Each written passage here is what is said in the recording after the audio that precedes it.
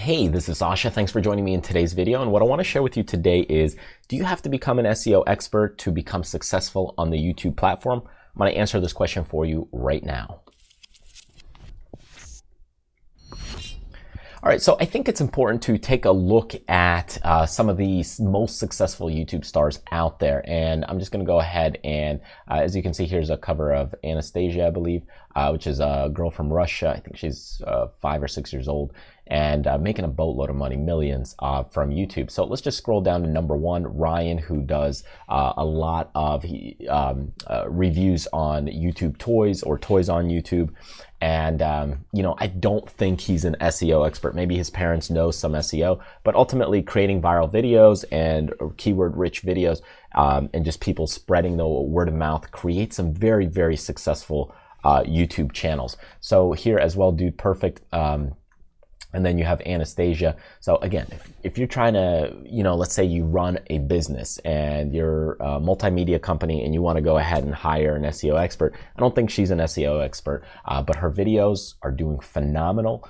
They're ranked well, and you know, it's spread like wildfire. She does have cerebral palsy, so some of those things, you know, spread just due to the stories and those kinds of things, how things tie in. But that's a whole different ball game when it comes to marketing. And you can see a lot of these other people who are getting paid millions of dollars, and they're probably not the phone that people are picking up to hire SEO experts. So I think it's important for you, if you're just starting out and if you're brand new on the YouTube space, that you think about what is it that you want to do and what do you want to accomplish from it, and how are your videos going to get that exposure? Because remember, YouTube is not the only platform where you can get YouTube views. So if ultimately you're trying to capture the views from YouTube, okay, it might not be the only place to get it. So ultimately you're trying to do this SEO thing to maximize what you're trying to get, but the views can happen through viral videos, and they can get spread through, let's say, Facebook. They can get spread through Pinterest. And even if you're using videos on your blog or website, this can be through just a simple Google search as well. So look at the bigger picture of really what you're trying to accomplish. The SEO part has an impact in the sense of, hey, how do you maximize reach? So if you have keyword rich titles, and you know, your titles become kind of a superstar and they're hitting things, and instead of, let's say, the 16th place, you might now be in place number 5.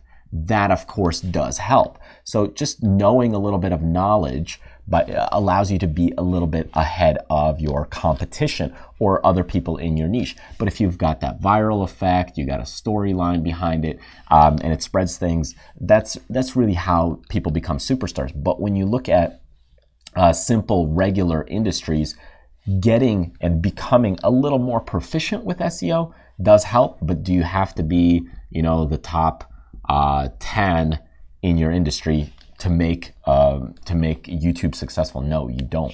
You just need to just know some basic knowledge to get things going. Of course, with time, you're going to continue to learn, evolve, and grow those things. But that's really what you're trying to do, is constantly ramp up your game, learn a little bit more on how to rank your videos a little higher. And that's what SEO helps you do. But do you have to be number 1? Do you have to, you know, be the top SEO expert in the industry? No, you just have to learn and understand how to write nice, rich keyword titles, how to do some other things that interlink. And with time, you got all these different components, you know, that are working together to get your videos ranked higher. And you might know a couple of them, okay? And this one might be the SEO titles, and you know, some you're a little more proficient at, some you're a little less proficient at. But with time, you know, you just get a little bit better at each and every single one of these, and your machine starts to run and operate better. So that's my clear point and thought, is just you're always going to continue to learn, evolve, and get better at things. And especially in your industry, there's, if you look at competition, let's look at ways to compete. There's 5 ways. Okay, so if you look at it, 4 or 5. So here's a quick little diagram for you. So here is quality, sales capacity, delivery. Here you have service and price. Okay, so you can compete on these levels, and let's just say you're really, really, really good at sales capacity. This would be your SEO. You know, but of course, if you knock the service out of the park, or your lower price, or your quality is better, there's other ways to compete. But in the YouTube space, of course, if you're just looking at, you know, how do you get your videos in front of people, it's going to be that sales part. But as for running a business, remember, YouTube is just part of your business. Look at some of the other factors that you could use to continue to compete further in the space.